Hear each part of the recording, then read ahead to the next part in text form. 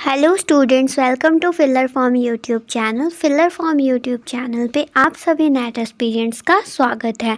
अभी हमारी चल रही है यूनिट नंबर 3 बिजनेस इकोनॉमिक्स व्यावसायिक अर्थशास्त्र। जो भी students UGC net JRF 2022 paper 2 commerce की तैयारी करना चाहते हैं वो डेली जुड़ सकते हैं मेरे साथ। 3 बजे मैं लेके आती हूँ कॉमर्स की क्लास। ओके, तो चलिए अभी चल रहा है हमारा जो चैप्टर नंबर 10 है वो आज उसका जो टॉपिक है परफेक्ट कंपटीशन पूर्ण प्रतियोगिता, उसके बारे में हम डिस्कस करने वाले हैं आज की क्लास में।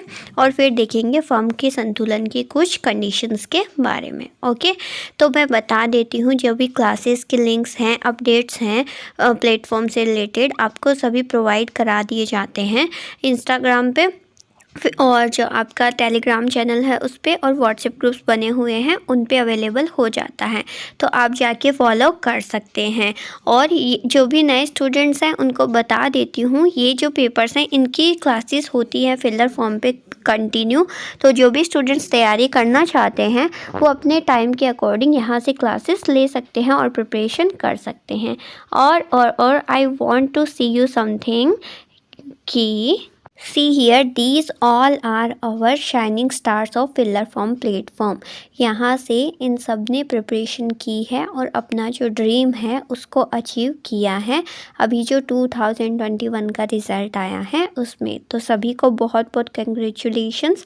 फिलर फॉर्म के जो जेआरएफ स्टूडेंट्स हैं उन सभी को कंग्रेचुलेशंस। ओके, तो आपको भी इसी तरीके से स्ट्रेंथ के साथ प्रिपरेशन करना है ताकि नेक्स्ट सेशन में आप सभी को भी ऐसे ही कॉन्ग्रेचुलेशंस मिले, राइट। तो this is our dream, we want JRF, right.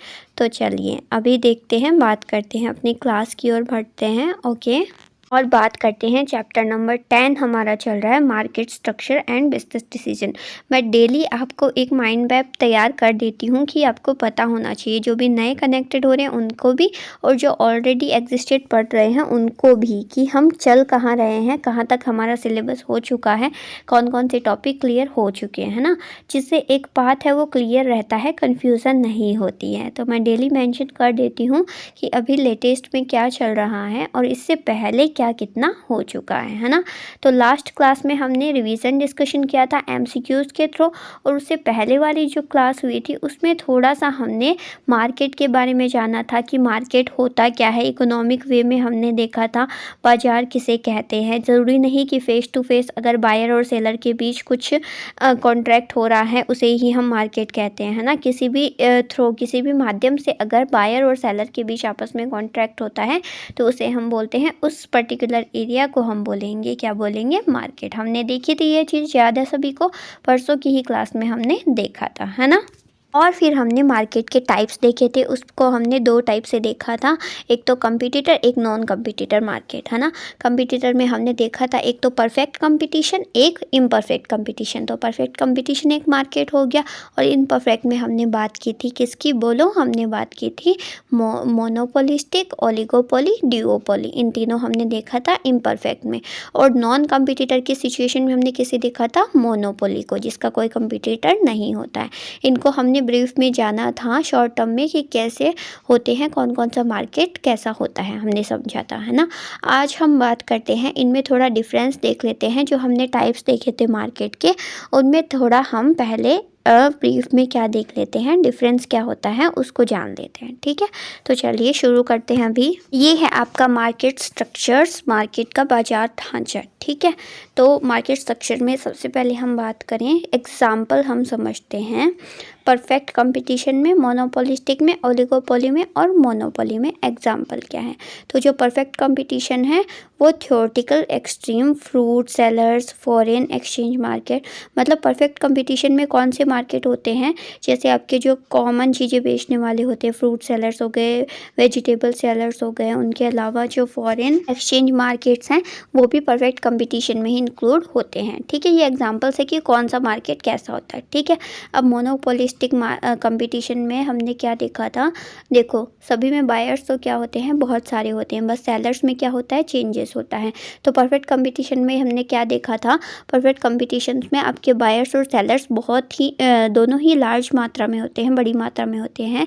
बस इसमें जो होमोजीनियस प्रोडक्ट्स हैं उनको सेल किया जाता है ना, यानी एक समान वस्तुएं हर एक सेलर द्वारा क्या की जाती है, बेची जाती हैं। जिसके एग्जांपल्स हैं फ्रूट सेलर्स हो गया। फ्रूट तो कोई भी सेलर मतलब कोई भी विक्रेता फ्रूट सेल कर सकता है ना। कितना कंपटीशन होता है, कितने ज़्यादा, हर एक मतलब एरिया में ही आपको कितने ज़्यादा कंपटीटर मिल जाएंगे, फ्रूट बेचने वाले मिल जाएंगे, है ना। तो ये तो होता है परफेक्ट कंपटीशन। और फिर मोनोपोलिस्टिक कंपटीशन में क्या होता है, मोनोपोलिस्टिक मार्केट में क्या होता है, इसमें वही होते बड़ी मात्रा में सेलर होते हैं, बड़ी मात्रा में बायर होते हैं। डिफरेंस क्या होता है, इसमें डिफरेंशिएशन होता है, मतलब एक इंडस्ट्री वाइज डिफरेंशिएशन होता है कि एक सेलर जो होते हैं वो अलग अलग टाइप के जो वस्तुएं या सर्विसेज हैं वो प्रदान करते हैं। होमोजीनियस क्वालिटीज़ इस मार्केट में नहीं होती हैं, ठीक है। तो अब देखिए कैसे, like for example taxi companies, अब उबर ओला इनको मान लीजिए। अब हर कोई कंपनी तो ये काम नहीं करती है ना, कुछ सेलर्स हैं जैसे उबर हो गई, रैपिडो हो गया, मतलब कुछ हैं जो हैं इसके सेलर्स हैं, है ना, लेकिन बहुत कम हैं। यानी सभी की क्वालिटीज़ थोड़ी अलग अलग है, हर कोई तो ये चीज़ नहीं कर रहा है ना सेम। मतलब हम देखें एज अ कंपेयर करके, जितना परफेक्ट कंपटीशन में आपका बड़ी मात्रा में होमोजीनियस प्रोडक्ट बेचे जाते हैं उतना आपके किस में नहीं होता है, मोनोपोलिस्टिक में नहीं होता। इसमें होमोजीनियस नहीं होते, डिफरेंशिएट होता है जो प्रोडक्ट्स होती है, सर्विसेज होती हैं उनमें। क्लियर है। अब नेक्स्ट देखिए ओलिगोपोली में क्या एग्जाम्पल, ओलिगोपोली में होता क्या है, बहुत कम क्या होते हैं, सेलर्स होते हैं, फ्यू सेलर्स होते हैं और बड़ी मात्रा में बायर्स होते हैं। बहुत कम सेलर्स होते हैं ओलिगोपोली में, राइट। तो जैसे सुपर मार्केट्स होंगे, फ़ोन मैन्युफैक्चरर्स होंगे, है ना, ये तरीके के किस में इंक्लूडेड होते हैं, किसके एग्जांपल है, ओलिगोपोली के। फिर मोनोपोली की बात करें तो इसमें तो एकाधिकार होता है, एक ही विक्रेता होता है और बहुत सारे खरीदने वाले होते हैं, है ना। तो जैसे आपका रॉयल मेल रीजनल मोनोपोलीज, अब ये रॉयल मेल रीजनल मोनोपोलीज, ये मतलब रॉयल मेल आपको एक ही मिलेगा, मतलब वही सेल कर रहा है जो भी अपने प्रोडक्ट्स या सर्विसेज दे रहा है, ठीक है। उसके अलावा मैंने तो सुना भी नहीं है व्हाट इज़ रॉयल मेल। अगर किसी को बताए तो ज़रूर कमेंट में मुझे बताना, मैं भी सर्च करूँगी कि रॉयल मेल है क्या आखिर। ओके, ये न्यू टर्म देखने को मिला है, राइट। तो चलिए हम सर्च करेंगे इसके बारे में ज़रूर कि क्या मोनोपोली है, क्या ये सर्विसेज प्रोवाइड करते हैं या क्या प्रोडक्ट सेल करते हैं। ओके, आप लोग भी बताइएगा, जिसको पता है वो कमेंट में बताइए, वरना आप लोग सर्च करके मुझे ज़रूर कमेंट में बताना, ठीक है ना। चलिए, तो इस तरीके से मोनोपोली हो गई, मतलब एक ही विक्रेता होता है और बहुत सारे उसके क्या होते हैं, बायर्स होते हैं। तो ये हमने एग्जांपल देखा है इन सारी के सारी मार्केट्स का। अब नेक्स्ट पॉइंट देखते हैं, नंबर ऑफ फर्म्स, यानी हर एक मार्केट में कितनी संख्या होती है फर्म्स की हम लेके चलें तो परफेक्ट कंपटीशन में क्या होता है, large numbers of small firms, यानी बहुत सारी होती हैं फर्म लेकिन छोटी छोटी फर्म में होती है, बहुत बिग इंडस्ट्रीज़ नहीं होती है, छोटी छोटी फर्म्स होती हैं बड़ी मात्रा में, ठीक है। और मोनोपोलिस्टिक कंपटीशन में क्या होता है, large number of small firms, same as it is perfect competition, इसमें भी क्या होता है, लार्ज नंबर की छोटी छोटी फर्म में होती हैं। ओलिगोपोली में क्या होता है, स्मॉल नंबर ऑफ, यानी छोटी छोटी, स्मॉल नंबर यानी छोटी मात्रा में होते हैं, लेकिन लार्ज फर्म्स यानी बड़ा जो उत्पादन करती है, बड़ा प्रॉफिट कमाती है, बड़ा सेल करती है, रेवेन्यू कमाती है, ऐसी फर्म्स होती हैं, लेकिन कुछ मात्रा में होती है, छोटी मात्रा में होती है ना। स्मॉल नंबर्स लार्ज फर्म्स, ठीक है। और मोनोपोली में क्या होता है, इसमें तो सिर्फ वन फर्म होती है, ठीक है, एक ही फर्म होती है, ध्यान में रखना, ये फर्म के अकॉर्डिंग हो गया। नेक्स्ट पॉइंट देखिए, प्रोडक्ट डिफरेंशिएशन, मतलब कि कितने अलग अलग टाइप के प्रोडक्ट होते हैं कौन से मार्केट में। तो परफेक्ट कंपटीशन में तो होमोजीनियस होते हैं, अभी मैंने बताया था। आइडेंटिकल मतलब हर जगह आपको सेम तरीके के प्रोडक्ट देखने को मिल जाएंगे, हर एक फर्म सेम तरीके के जो प्रोडक्ट है वो उत्पादन कर सकेंगे। ये जो बेसिक नीड की चीज़ें होती हैं, डेली रूटीन की चीज़ें होती हैं, ये सब इंक्लूडेड होती है परफेक्ट कंपटीशन मार्केट में, ठीक है। मोनोपोलिस्टिक में क्या होता है, सिमिलर होती हैं चीज़ें बट स्लाइटली डिफरेंशिएटेड प्रोडक्ट्स होते हैं, यानी अलग तरीके के प्रोडक्ट्स इस मार्केट में सेल किए जाते हैं जो आपकी फर्म्स होती हैं उनके द्वारा, किसमें, मोनोपोलिस्टिक में। ध्यान में रखनी है ये चीज़, है ना। और ओलिगोपोली में तो क्या होता है, हाई लेवल ऑफ डिफरेंशिएशन, यानी बहुत ज़्यादा अंतर होता है जो प्रोडक्ट्स होते हैं ना उनके अंदर, ठीक है, बहुत ज़्यादा हाईली लेवल ऑफ डिफरेंशिएशन होता है। और मोनोपोली में तो पूरा यूनिक ही होता है प्रोडक्ट, वैसा प्रोडक्ट और किसी फर्म के द्वारा प्रोड्यूस ही नहीं किया जाता है ना, यूनिक होता है प्रोडक्ट पूरा का पूरा। क्लियर है।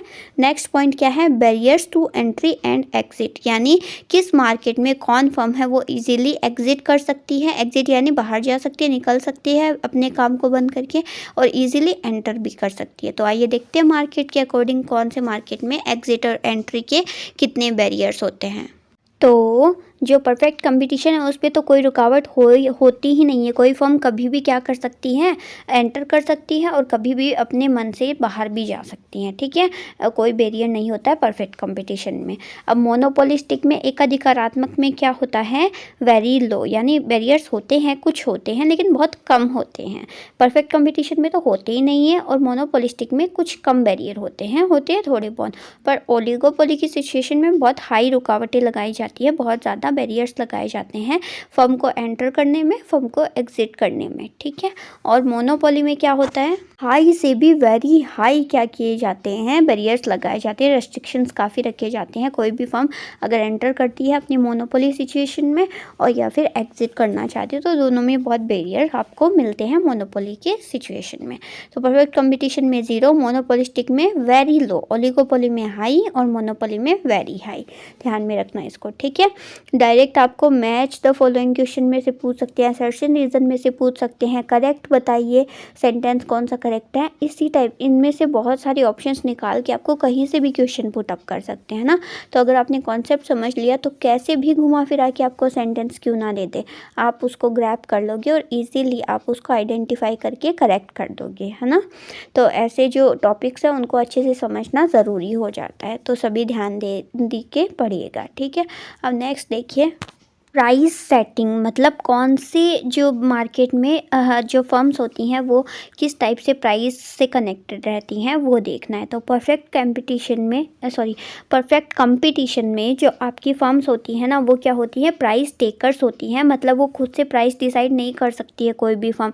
अगर एक फर्म ने मतलब खुद से तो वो डिसाइड कर ही नहीं सकते हैं, मार्केट के अकॉर्डिंग सभी को अपने प्राइसेस रखने पड़ते हैं। इसलिए परफेक्ट कंपटीशन की सिचुएशंस में जो फर्म होती हैं वो प्राइस टेकर होती हैं। क्या होती है, प्राइस टेकर, मतलब जो मार्केट में मूल्य चल रहा है उस वस्तु का, वही मूल्य पे उनको भी चीज़ें क्या करनी पड़ेगी, बेचनी पड़ेगी। अगर वो कम में बेचेंगे तो उनको लॉस होगा, अगर ज़्यादा में बेचेंगे तो उनकी डिमांड कम हो जाएगी। इसलिए जो मार्केट में चल रहा होता है उसी वे में उनको क्या करना होता है, प्राइस रखना पड़ता है। इसलिए इसको बोलेंगे कि यहाँ पे जो फर्म्स होती हैं वो क्या होती है, प्राइस टेकर होती है, ठीक है।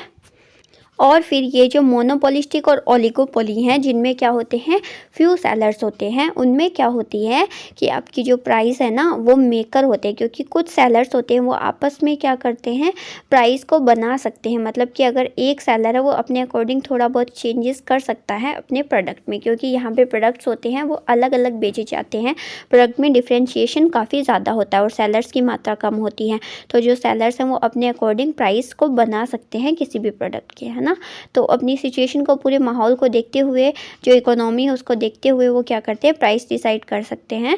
किस किस में, मोनोपोलिस्टिक और ओलिगोपोली में। तो यहाँ पे जो फर्म्स होती हैं वो क्या होती है, प्राइस मेकर होती है, ठीक है। और मोनोपोली तो ऐसी सिचुएशन है जिसमें जो फर्म है वो खुद डिसाइड करती है प्राइस अपने अकॉर्डिंग, कोई उसे लेना देना नहीं है इकोनॉमी से, बायर्स से, डिमांड से, क्योंकि उसे पता है चाहे वो कितना भी प्राइस रखे उसकी डिमांड कभी कम नहीं होगी, क्योंकि वो एक ही बेचने वाला है। जिन बायर्स को, जिन कंज्यूमर्स को चाहिए होगा सामान, आके उसी से खरीदेंगे, कहीं और जा ही नहीं सकते, उनके पास क्या नहीं है, ऑप्शन ही नहीं है, इसलिए वो अपने अकॉर्डिंग प्राइसेस रख सकते हैं। इंडिविजुअल फर्म्स सेट्स प्राइस, ठीक है। तो ये हमने अलग अलग पॉइंट ऑफ व्यू से क्या देख लिया है, सारी जो मार्केट के टाइप्स हैं उनको देख लिया है, एग्जाम्पल से समझ लिया है। फिर हमने देख लिया है कितने नंबर ऑफ फर्म्स होती है, कौन से मार्केट में कौन सा टाइप का प्रोडक्ट किस मार्केट में बेचा जा सकता है, मतलब फिर देख लिया कि बैरियर्स होते हैं या नहीं एंट्री और एग्जिट में। फिर प्राइस किस तरीके से, प्राइस टेकर कौन होता है, प्राइस मेकर कौन होता है, ये मैं बता रही हूँ। इस पर लगा लीजिए आप स्टार, बहुत ज़्यादा इम्पोर्टेंट टॉपिक है ये। पूरा, ठीक है। बहुत क्वेश्चंस पुट अप होते हैं, प्रीवियस ईयर में बहुत क्वेश्चन आए हुए हैं इसमें से, तो इसको अच्छे से एक बार मैं एक्सप्लेन कर रही हूँ, अच्छे से सुन लीजिए, समझ लीजिए, रिवाइज कर लीजिए, नोट डाउन कर लीजिए, ठीक है, क्योंकि ये बहुत इंपॉर्टेंट है और इसको आप इम्पोर्टेंट मेंशन करके भी रख लीजिए, ठीक है ना। चलिए, तो बात हो गई टाइप्स की और हमने पॉइंट से देख लिया पॉइंट्स के साथ साथ, ठीक है, मतलब कि पॉइंट ऑफ व्यू से अलग अलग मार्केट को हमने एक्सप्लेन कर दिया है, समझ लिया है। अब आगे बढ़ते हैं और बात करते हैं परफेक्ट कंपटीशन की। पूर्ण प्रतियोगिता कौन सी सिचुएशन होती है, आधा तो आपको समझ में आ ही गया है और अच्छे से समझ लेते हैं। चलिए, परफेक्ट कंपटीशन, पूर्ण प्रतियोगिता बाजार, ठीक है। इसमें क्या होता है, ऐसा मार्केट होता है, परफेक्ट कंपटीशन ऐसे मार्केट को बोलते हैं जिसमें मैनी फर्म्स होती हैं, बहुत सारी फर्म्स होती हैं, हमने अभी देखा है इसमें, और सेलिंग आइडेंटिकल प्रोडक्ट्स, और एक जैसे प्रोडक्ट्स को क्या करती हैं, सारी की सारी फर्म्स बेचती हैं। जैसे आपकी बेसिक नीड्स की चीज़ें हो गई, डेली रूटीन की हो गई, ग्रोसरीज का सामान हो गया, आपकी वेजिटेबल्स हो गई, फ्रूट्स हो गए, ये सभी आपकी क्या होती है, परफेक्ट कंपटीशन मार्केट के अंदर इंक्लूड होता है। एक ऐसा मार्केट जहाँ पे आपके क्या होता है, बहुत सारी आपकी फर्म्स होती हैं, छोटी छोटी फर्म्स होती हैं बहुत सारी, और वो क्या करती हैं, एक जैसे सामान को बाज़ार में बेचती हैं और अपना प्रॉफिट अर्न करती है, ठीक है। फिर इस ऐसी कोई भी इतनी बड़ी फर्म नहीं होती है कि मार्केट प्राइस को इन्फ्लुएंस कर सके। मैंने अभी अभी आपको एक्सप्लेन किया था कि सारी की सारी फर्म्स एक जैसे प्रोडक्ट सेल करती हैं, तो इनको मार्केट के अकॉर्डिंग, मार्केट में जो भाव चल रहा है, जो रेट चल रही है, उसी के अकॉर्डिंग अपना प्राइस रखना होता है। ये अपनी मर्जी से प्राइस को कम या ज़्यादा नहीं कर सकते हैं, कम भी नहीं कर सकते। क्यों? क्योंकि इससे फिर उनकी कॉस्ट ही नहीं निकलेगी। हम देखते हैं ना, शॉर्ट रन में वेरिएबल कॉस्ट भी अगर हम निकल रही होती है तो भी हम उत्पादन कंटिन्यू रखते हैं, है ना। तो वेरिएबल कॉस्ट भी नहीं निकलेगी अगर ये प्राइस को कम कर लेंगे तो, ठीक है। तो इसलिए ये कम या ज़्यादा प्राइस को नहीं कर सकते हैं, ये प्राइस टेकर होते हैं। जो बाज़ार में जो रेट चल रही होती है वही इनको रखनी पड़ती हैं, प्राइस मेकर नहीं होते हैं। ध्यान में रखना, मतलब ये जो फर्म्स हैं ये वस्तु की प्राइस को इन्फ्लुएंस, प्रभावित नहीं कर सकती हैं। क्लियर है यहाँ तक? अब देखिए आगे, कैरेक्टरिस्टिक्स और अजम्पशंस ऑफ परफेक्ट कंपटीशन, यानी जो पूर्ण प्रतियोगिता बाजार है उसकी विशेषताएं या फिर उसकी मान्यताएं क्या क्या हैं वो हम देख लेते हैं। वैसे आपको समझ आ जाएगा, अभी हमने पढ़ा था उसी से रिलेटेड है, ठीक है। तो पहला है आपका large numbers of buyer and seller. पूर्ण प्रतियोगिता बाजार में क्या होता है, बड़ी मात्रा में आपके विक्रेता और क्रेता दोनों अवेलेबल होते हैं, और जो फर्म्स होती हैं वो क्या होती हैं, प्राइस टेकर होती हैं रेदर देन प्राइस मेकर है। मैंने आपको डिटेल में समझा दिया, आई होप क्लियर हो गया, है ना। नेक्स्ट पॉइंट क्या है, होमोजीनियस प्रोडक्ट्स होते हैं। सारी फर्म्स एक जैसे सामान क्या करती हैं, सेल करती हैं, सबका सामान एक दूसरे से मेल खाता है। कहने का मतलब ग्रोसरीज हो गई, फ्रूट्स हो गई, वेजिटेबल्स हो गई, मतलब एक जैसा सामान सब सेल करते हैं, सारी फर्म्स सेल करती हैं, ठीक है। थर्ड पॉइंट क्या है, free entry and exit of firms. वही जो अभी हमने पढ़ा था पॉइंट्स से, वही इसमें इसकी क्या है, असम्पशंस है पूर्ण प्रतियोगिता की, कि कोई भी फर्म है वो आसानी से एंटर कर सकती है और आसानी से एग्जिट भी कर सकती है, अब बंद भी कर सकती है, स्टार्ट भी कर सकती है। अपने मार्केट में कोई भी आ भी सकता है, जा भी सकता है, ठीक है, परफेक्ट कंपटीशन की सिचुएशन में। क्लियर है? और उसके बाद परफेक्ट नॉलेज, और जो भी फर्म्स आ रही हैं उनको पूरा का पूरा नॉलेज है, जो भी प्राइस से रिलेटेड है, जो भी बाजार है, बाजार में जो भी एक्टिविटीज़ होती है उनसे रिलेटेड पूरा का पूरा नॉलेज होता है हर एक फर्म को, जितने भी परफेक्ट कंपटीशन के अंदर होती हैं उनको, ठीक है। ऐसा अजम्पशन करके चलती हैं जो पूर्ण प्रतियोगिता बाजार हैं, उसमें ऐसा माना जाता है कि जो फर्म्स हैं उनको पूरा का पूरा परफेक्ट नॉलेज होता है हर एक चीज़ का, कि कितनी महंगाई है, कितना प्राइस है, कितना डिमांड है, कितनी सप्लाई है, सब कुछ उनको पता होता है, ठीक है, परफेक्ट नॉलेज होता है। फिर नेक्स्ट है परफेक्ट मोबिलिटी, यानी जो भी आपके फर्म्स में इनपुट्स यूज़ होने वाले हैं, उत्पादन के साधन, राइट, उनको क्या कर सकते हैं, आसानी से मोबिलाइज कर सकते हैं। कहने का मतलब आसानी से इधर से उधर लेके आ सकते हैं, मतलब मतलब जैसे आपकी लेबर हो गए, कैपिटल हो गए, लैंड हो गए, मतलब जितने भी इनपुट्स है कच्चा माल क्या, उन सबको क्या कर सकते हैं, आसानी से एक जगह से दूसरी जगह पे लाया जा सकता है। ऐसा मान के चलता है पूर्ण प्रतियोगिता बाजार। ठीक है, नेक्स्ट देखिए एब्सेंस ऑफ ट्रांसपोर्ट कॉस्ट, और इनमें क्या होती है, जो ट्रांसपोर्ट कॉस्ट है वो बहुत कम आती है। ऐसा माना जाता है कि जो ट्रांसपोर्ट कॉस्ट है ना वो बहुत कम आती है, क्योंकि जो प्रोडक्ट्स होते हैं ना वो छोटे छोटे होते हैं या फिर बल्क में मंगाए भी जाते हैं, तो उनकी जो ट्रांसपोर्ट कॉस्ट है वो बहुत कम आती है, यातायात की जो लागत है वो कम आती है। ऐसा मान के चलते हैं परफेक्ट कंपटीशन की सिचुएशन में। ठीक है, नेक्स्ट पॉइंट क्या है, प्रॉफिट मैक्सिमाइजेशन यानी लाभ अधिकतमीकरण। यहाँ पे जितनी भी फर्म्स होती हैं सभी का एक ही मेन एम होता है कि वो ज़्यादा से ज़्यादा क्या कर सके, प्रॉफिट अर्न कर सके, लाभ कमा सके। कौन सी सिचुएशन में, परफेक्ट कंपटीशन में जो भी फर्म्स होती हैं वो यही चाहती हैं कि वो ज़्यादा से ज़्यादा लाभ कमाएं। ठीक है, फिर आपकी बात करते हैं, एक है आपका परफेक्ट कंपटीशन और एक है आपका प्योर कंपटीशन। परफेक्ट कंपटीशन हमने देख लिया क्या होता है और उसकी क्या क्या अजम्पशंस होती है, क्या क्या विशेषताएं होती हैं। तो जो परफेक्ट कंपटीशन और आपका प्योर कंपटीशन, एक टर्म निकल के आती है परफेक्ट कंपटीशन से ही, वो क्या है, प्योर कंपटीशन। तो इन दोनों में कुछ ज़्यादा डिफरेंस नहीं है, बट थोड़ा सा डिफरेंस है जो हम सबको पता होना चाहिए। ठीक है, तो परफेक्ट कंपटीशन हमने जान लिया। अब बात करते हैं प्योर कंपटीशन की। जो आपके मार्शल है ना, इकोनॉमिस्ट, वो उन्होंने कहा था कि जो आपका परफेक्ट कंपटीशन है उसमें दो चीज़ें, दो जो हमने एजम्पशंस पढ़े हैं, एक तो कौन कौन से, एक तो आपका परफेक्ट मोबिलिटी और एक आपका परफेक्ट नॉलेज। ये दोनों क्या है, रियलिस्टिक, वास्तविक नहीं है।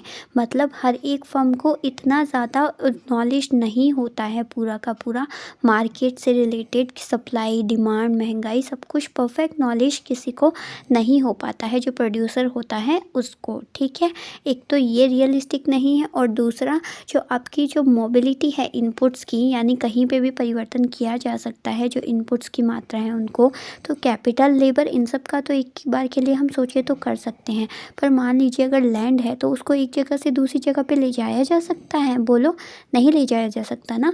तो ये संभव नहीं है। रियल, वास्तविक अगर हम देखें, वास्तविक लाइफ में अगर देखें, रियल लाइफ में, तो ये पॉसिबल नहीं है। जो परफेक्ट कंपटीशन में अगर इन दो जो असम्पशंस, दो जो विशेषताएं हैं, इनको अगर हम हटा दें और जो बाकी विशेषताएं हैं उनको अगर लेके चलें, तो वो सभी की सभी आपकी मानी जाएगी किसके अंदर, प्योर जो कंपटीशन है उसके अंदर, उसको हम बोलेंगे प्योर कंपटीशन। आया समझ में। परफेक्ट कंपटीशन में तो अभी जो हमने पढ़ा है वो सारी की सारी विशेषताएं क्या रहेगी, लागू होंगी। लेकिन प्योर कंपटीशन में जब ये दो मान्यताएं, दो विशेषताएं हैं, एक तो आपकी क्या कि जो इनपुट्स हैं उनकी मोबिलिटी, और एक आपकी क्या, परफेक्ट नॉलेज, ये दोनों को जब रिमूव कर देंगे, हटा देंगे, तो ये सारी जो विशेषताएं हैं कि homogeneous product, large number of buyers and sellers, free entry and exit of firms, absence of transport cost और आपका प्रॉफिट मैक्सिमाइजेशन, ये सारी चीज़ें जब किसी बाज़ार में लागू होगी तो उसे हम बोलेंगे प्योर कंपटीशन।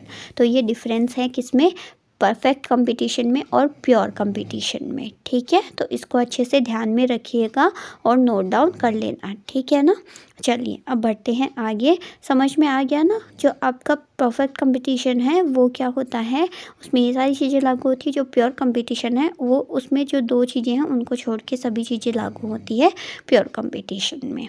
ठीक है, चलिए आगे बढ़ते हैं। अब देखते हैं, हम समझेंगे परफेक्ट कंपटीशन के अंदर टाइम एलिमेंट्स को। वैसे तो हर एक मार्केट के अकॉर्डिंग टाइम एलिमेंट लागू होगा, तो सबसे पहले हम जानते हैं कि आखिर समय तत्व क्या है और इसकी इम्पोर्टेंस क्या है जो आपका पूर्ण प्रतियोगी बाजार है उसके अंदर। ठीक है, तो चलिए, तो जो टाइम एलिमेंट है वो भी मार्शल ने दिया था।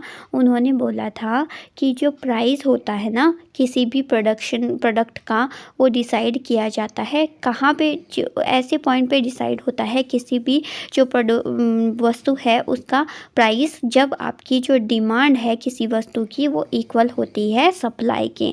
मतलब कोई एक फर्म जितनी सप्लाई कर रही है उतनी ही उसकी डिमांड हो रही है। जहाँ पे आपकी डिमांड और सप्लाई बराबर है वो उसी पॉइंट पे आपकी निर्धारित होती है मूल्य, उस वस्तु का प्राइस डिसाइड होता है। ठीक है, तो अब देखते हैं समय के अकॉर्डिंग, जो अलग अलग टाइम पीरियड है उनके अकॉर्डिंग किस तरीके से प्राइस जो है वो इन्फ्लुएंस होती है, उसको हम जानेंगे। तो देखिए शॉर्ट टर्म पीरियड में क्या होता है कि आपकी जो प्राइस होती है वो इन्फ्लुएंस होती है डिमांड से। मतलब एक वस्तु की कितनी डिमांड हो रही है उसी से आपकी प्राइस पे क्या होती है, प्रभाव पड़ता है, आपकी वस्तु की कीमत पे प्रभाव पड़ता है। कौन से पीरियड में? शॉर्ट टर्म पीरियड में, छोटी अवधि में। जबकि लंबी अवधि में, लॉन्गर पीरियड में क्या होता है कि influence of supply in the determination of price. मतलब कि किसी वस्तु की कितनी पूर्ति हो रही है वो प्रभावित करती है किसको? प्राइस को। ठीक है, उससे प्राइस क्या होता है, प्रभावित होता है किसी वस्तु का। शॉर्ट टर्म में डिमांड से प्रभावित होती है प्राइस और लॉन्ग पीरियड में सप्लाई से प्रभावित होती है प्राइस। ठीक है, चलिए आइए अब देखते हैं जो टाइम है उसको किस किस तरीके से डिवाइड किया गया है। तो कुल मिला के जो समय है, टाइम पीरियड है, उसको 4 पार्ट्स में डिवाइड किया गया है। 2 आपके शॉर्टर के और 2 आपके लॉन्गर के। ठीक है, तो चलिए एक एक को समझते हैं। देखिए, एक होता है आपका वेरी शॉर्ट पीरियड, मतलब बिल्कुल छोटी अवधि, करंट सिचुएशन, उसमें बहुत ज़्यादा हड़बड़ी इमरजेंसी सिचुएशन होती है, उसको हम बोलते हैं वेरी शॉर्ट पीरियड की।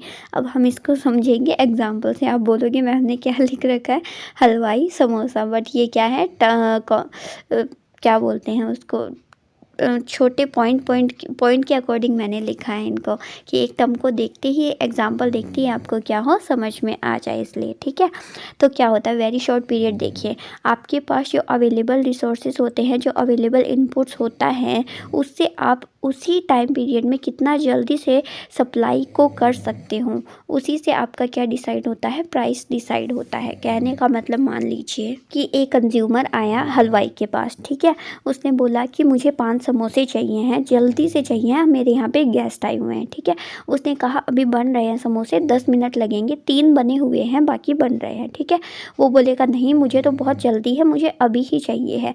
मतलब उसके पास इतना टाइम भी नहीं है कि वो 2 समोसों के लिए वेट कर सके, तो वो क्या करेगा, 3 ही लेके चला जाएगा।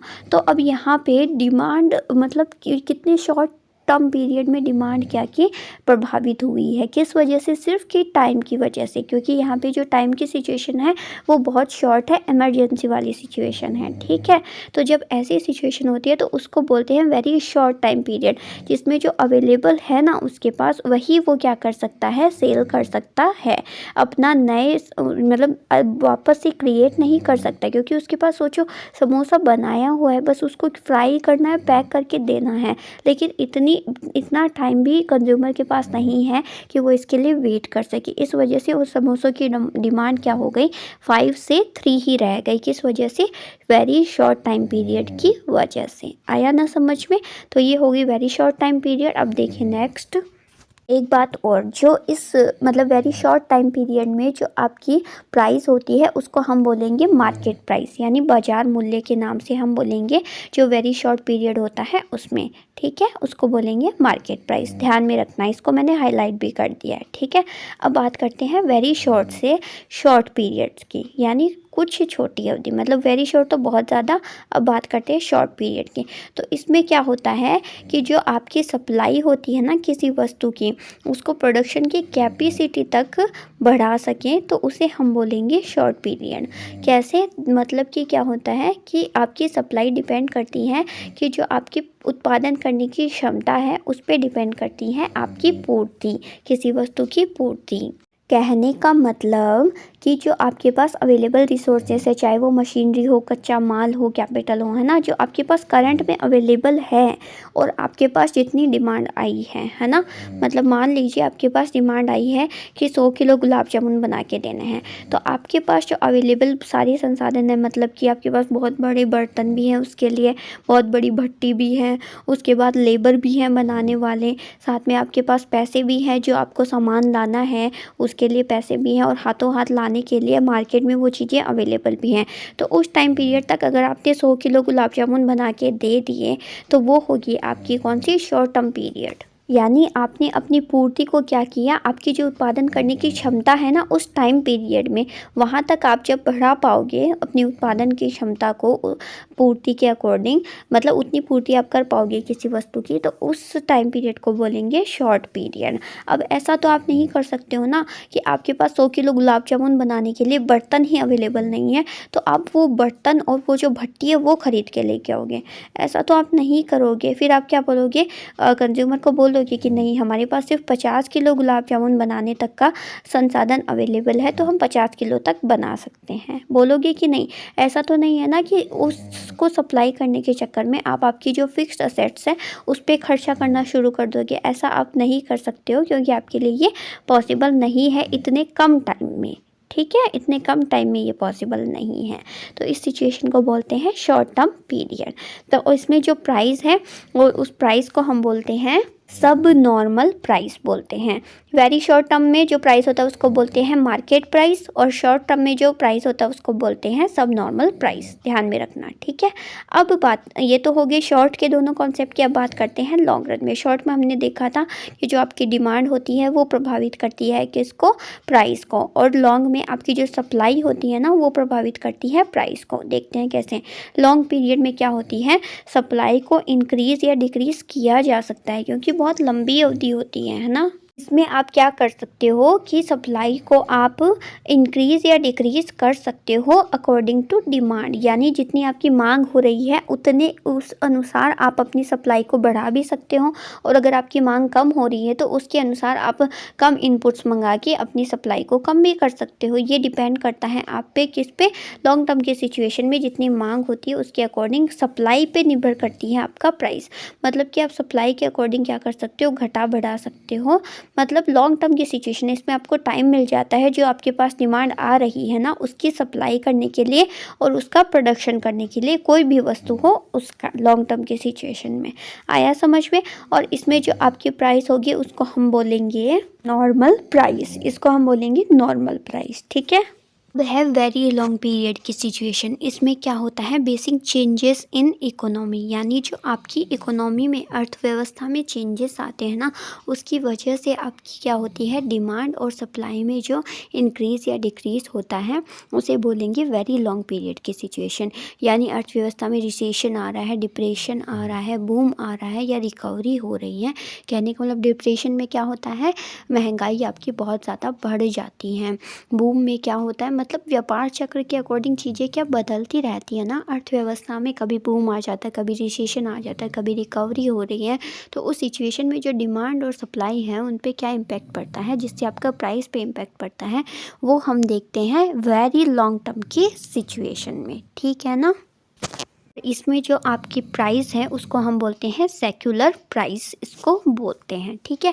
तो ये कॉन्सेप्ट आपको ध्यान में रखने हैं चारों के चारों। वेरी शॉर्ट पीरियड जिसमें क्या होता है आपका कि आप डिमांड के अकॉर्डिंग अपनी सप्लाई को नहीं घटा बढ़ा सकते हो, जो आपके पास उत्पादन के साधन अवेलेबल होते हैं, इमरजेंसी होती है इसमें, कहने का मतलब है ना। फिर शॉर्ट पीरियड में जितने आपके पास उत्पादन के साधन अवेलेबल है उसके अकॉर्डिंग आप सप्लाई कर सकते हो। फिर लॉन्ग पीरियड में आप सप्लाई को इंक्रीज़ या डिक्रीज़ कर सकते हो डिमांड के अकॉर्डिंग। और वेरी लॉन्ग पीरियड में तो आप क्या ही कर सकते हो, अर्थव्यवस्था के अकॉर्डिंग आपकी सप्लाई और डिमांड है दोनों पे इम्पैक्ट पड़ता है, ठीक है। तो इसमें वेरी शॉर्ट पीरियड में आपको जो प्राइस होती है उसे बोलते हैं मार्केट प्राइस, शॉर्ट पीरियड में सब नॉर्मल प्राइस, लॉन्ग पीरियड में नॉर्मल प्राइस और वेरी लॉन्ग पीरियड में सेक्युलर प्राइस। इन टर्म्स को आपको ध्यान में रखना है, ठीक है। यहाँ तक क्लियर है सभी को? आज की क्लास में हमने अच्छे से देख लिया है जो आपके मार्केट्स हैं उनको अलग अलग पॉइंट ऑफ व्यू से अच्छे से समझते हैं, ताकि आपको ऊपर से पता चल जाए कि मार्केट में कौन कौन से टॉपिक्स होते हैं, फर्म्स कितनी होती है, वो सब हमने अच्छे से क्लियर किया है। फिर हमने बात की है परफेक्ट कंपटीशन को जाना है, उसके असम्पशंस को देखे हैं। फिर प्योर कंपटीशन और परफेक्ट कंपटीशन में क्या डिफरेंस होता है उसकी हमने बात की है। और फिर हमने जो कुछ टाइम एलिमेंट्स हैं, समय तत्व हैं, 4 टाइप से हमने इनको देख लिया है। आई होप यहाँ तक सभी को अच्छे से क्लियरली समझ में आ गया है, ठीक है। कोई भी कंफ्यूजन हो तो आप कमेंट में पूछ सकते हो, कोई इशू नहीं है ना। कल की क्लास में हम पढ़ेंगे अब फर्म क्या होती है, थोड़ा सा पढ़ लेंगे उसके बारे में। फिर फर्म का संतुलन क्या होता है वो देखेंगे, और किस तरीके से जो कंडीशंस हैं वो लागू होती है फर्म के संतुलन में, इक्विलिब्रियम ऑफ फर्म में, ठीक है। ये सब के बारे में आगे डिस्कस करेंगे, फिर एक एक मार्केट के अकॉर्डिंग फर्म का संतुलन हम देखते हुए चलेंगे। ओके। और फिर हमारा जल्दी ही जो 10th चैप्टर है वो भी कंप्लीट हो जाएगा, market structure and business decision. फिर हमारा नेक्स्ट चैप्टर करेंगे प्राइसिंग मेथड और फिर करेंगे प्रैक्टिस एमसीक्यूज। ठीक है, तो आज की क्लास में सिर्फ इतना ही। आज थी हमारी 38 नंबर क्लास। तो सीक्वेंस वाइज क्लासेस लेते रहिए। सारे के सारे नोट्स आपके क्लासेस के हैं, हर एक क्लास के पर्टिकुलरली डे बाई डे आपको कर दिए जाते हैं अपलोड। वेबसाइट है ना यूजीसी नेट की, जो फिलर फॉर्म की, वहाँ पे, तो वहाँ से जाके आप कलेक्ट कर सकते हैं और अपने स्टडी को सीक्वेंस वाइज कंटिन्यू रख सकते हैं। कोई भी आपको टेंशन लेने की ज़रूरत नहीं है। यहाँ पे आपको फ्री ऑफ कॉस्ट बिल्कुल 100% ऑफ सब अवेलेबल कराया जाता है। ठीक है, तो अगर क्लास अच्छी लगी हो तो ज़रूर शेयर कर देना, लाइक करना, चैनल को सब्सक्राइब कर लेना, बेल आइकन को प्रेस कर देना और अच्छे अच्छे कमेंट कीजिएगा, बताइएगा वीडियो कैसी लगी हो, क्लास कैसा लगा हो, और कोई सजेशन देना चाहते हो तो वो भी ज़रूर दीजिएगा। ठीक है, तो आज की क्लास में सिर्फ इतना ही। मिलते हैं कल नेक्स्ट क्लास में। जो भी फिलर फॉर्म के साथ मिलकर स्टडी करना चाहते हैं उनके लिए ये सभी सोशल साइट्स और वेबसाइट्स यहाँ पे मैंने मेंशन कर दिया है। आप यहाँ पे जाके अप्रोच कर सकते हो, अपडेटेड रह सकते हो। कोई भी क्वेरी हो वो यहाँ रिजॉल्व हो जाएगी और आपको डे टू डे की एक्टिविटीज़ यहाँ पे मिल जाएगी। ठीक है, और एक और सरप्राइज़ या फिर मान लीजिए न्यू अपडेट मैं आपको देना चाहती हूँ, जो फिलर फॉर्म के प्लेटफॉर्म पे ऐड होने वाला है। ठीक है, तो आप सभी को मैं बता देती हूँ कि फाइनली अभी तक पेपर फर्स्ट में और आपकी होती थी पेपर फर्स्ट की क्लास और किसकी बोलो, जीके की क्लास। अभी आपका जो पेपर फर्स्ट है उसमें जो आपका मैथ्स, रीजनिंग और डीआई का कॉन्सेप्ट है ना, उसकी भी क्लासेस अवेलेबल आपको करवाई जाएगी। किस पे, फिलर फॉर्म के प्लेटफॉर्म पे। बहुत जल्द कमिंग सून ये क्लासेस आने वाली हैं। देखिए, जो पेपर फर्स्ट में सबसे हार्ड जो होता है, कुछ कुछ बच्चों को जिनका न्यूमेरिकल इतना स्ट्रांग नहीं होता है, उनके लिए थोड़ा सा क्या हो जाता है, हेक्टिक हो जाता है मैथ्स, डीआई, इन सबको सॉल्व करना। ठीक है, तो इसी के लिए, आपकी प्रैक्टिस के लिए, आपकी हेल्प के लिए, ताकि आप इसको भी अच्छे से और ज़्यादा अटैम्प्ट कर पाओ क्वेश्चंस को, इसके लिए आपकी क्या की जाएगी, जो मैथ्स, रीजनिंग और डीआई है उसकी भी जल्दी से जल्द क्लास स्टार्ट होने वाली है। ठीक है, तो जो भी अपडेट आएगा टाइमिंग से रिलेटेड मैं बता दूंगी कि कितने बजे होगी ये क्लास। तो आप सभी प्रिपेयर रहेगा, क्योंकि paper first is also important to study, तो इसके लिए भी आपको तैयारी करना ज़रूरी है ना। तो यही गुड न्यूज़ थी आप सभी के लिए। एक और क्लास आने वाली है जो आप लगा पाओगे और अच्छे से प्रिपरेशन कर पाओगे। ठीक है, तो चलिए आज के लिए इतना ही। मिलते हैं नेक्स्ट क्लास में। Thank you so much, bye, take care, good luck to all of you. Keep preparing with positivity, with consistency, because we all want JRF. Thank you so much. Bye. Take care.